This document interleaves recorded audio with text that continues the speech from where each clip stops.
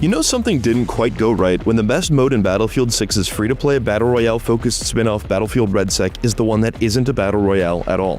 While REDSEC takes notes from other grounded-ish military Battle Royales, it doesn't innovate much on what's already worked. The destructible environments and powerful vehicles of Battlefield 6's otherwise exciting multiplayer seem like a perfect fit for this genre.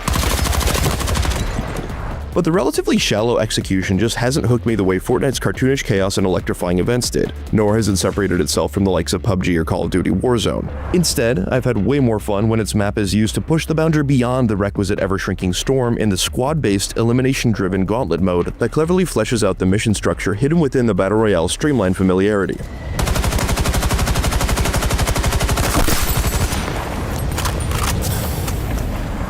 You know the drill. You and a squad mate drop onto a massive map in the rapidly blinking eye of a destructive storm. If it ain't broke, don't fix it. In REDSEC's case, you're looting blown-out shops and construction sites for anything you can find in Fort Linden, a fictional military base in Southern California.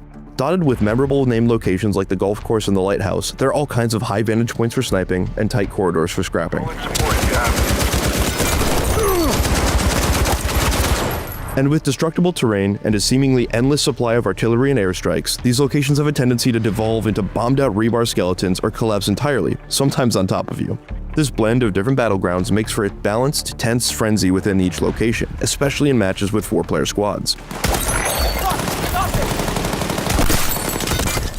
Even the dusty roads and stark topography in between do a good job of keeping things balanced, with plenty of hills and valleys or scattered vans and small buildings offering cover from enterprising marksmen.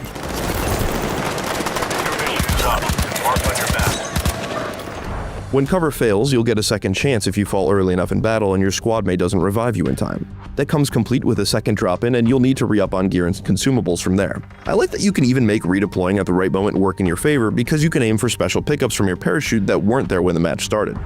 Battlefield 6's class system translates well into a Battle Royale, with each of the 4 classes offering something helpful. I usually stuck with the all-around assault class that specializes in assault rifles because it has the best boosts for completing REDSEC's mid-match missions, but each class shines in its own way. The Engineer class seems the most useful at first glance because it can repair vehicles just like in the main mode, as well as use its blowtorch to open special weapon lockers that are otherwise locked. But the Support and Recon classes each offer their own benefits too, especially when you coordinate with a team. Classes aside, REDSEC's Battle Royale actually dilutes the chaos and excitement of Battlefield 6's premium modes by spreading its madness out over a massive map.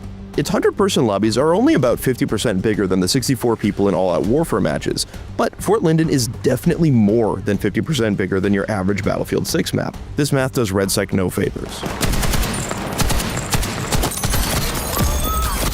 Suddenly, crazy and complex sequences with collapsing buildings and vehicular showdowns lose their chaotic excitement because the open map gives you more places to run and hide. As a result, REDSEC doesn't have much to set it apart from other military battle royales. Its hardcore realism-ish nature might be part of the draw to anyone looking to avoid getting ran at by Nicki Minaj or Homer Simpson, but nobody's gonna confuse the tactical aesthetic for personality. It kinda feels like this could be any other big-budget military shooter adapted into a battle royale.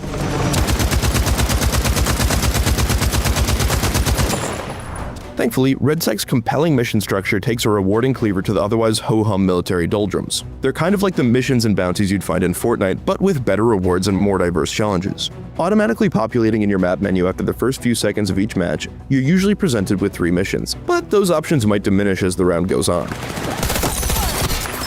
The rewards and risks of attracting others that come with each mission, on the other hand, remain consistently worthwhile and well communicated. They range from helpful stuff like weapon upgrade packs, one-time use abilities like destructive airstrikes and UAV surveillance drones that reveal enemy locations, Battle Pass XP, and strong guns. I love how explicit REDSEC makes all of the mission rewards. Sure, it doesn't specify which weapon or even type of weapon will drop from a mission, but guns outside my preference still made a huge difference.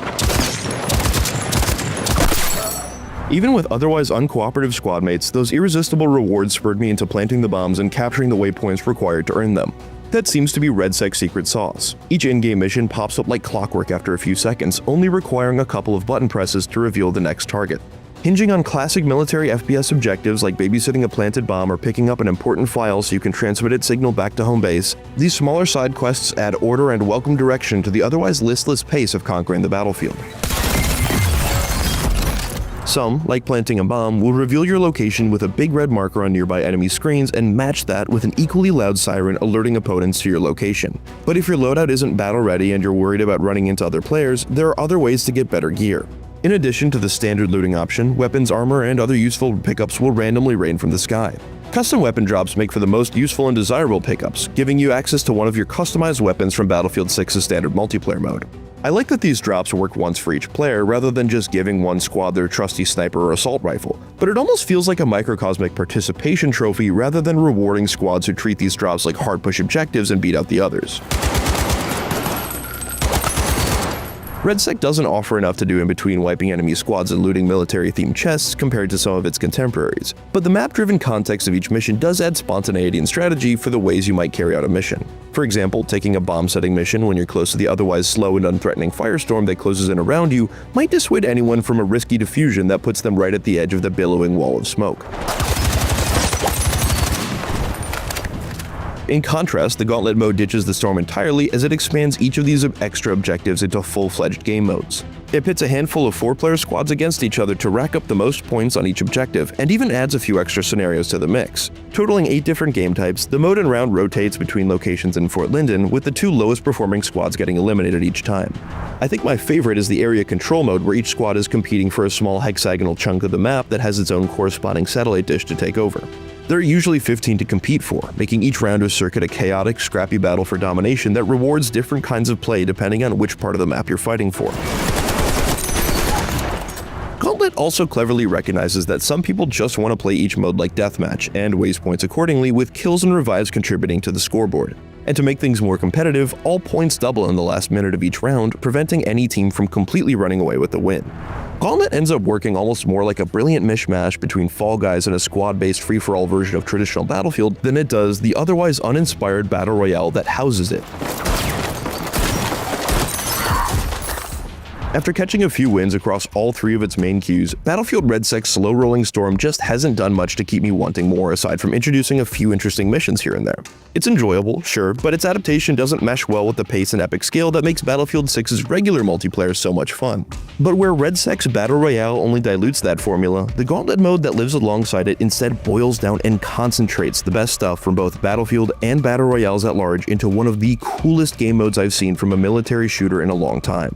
I hope EA and DICE plan on fleshing it out as part of their Battlefield 6 roadmap, because while I may not be interested in playing more of the Battle Royale mode, I am certainly interested in more Gauntlet.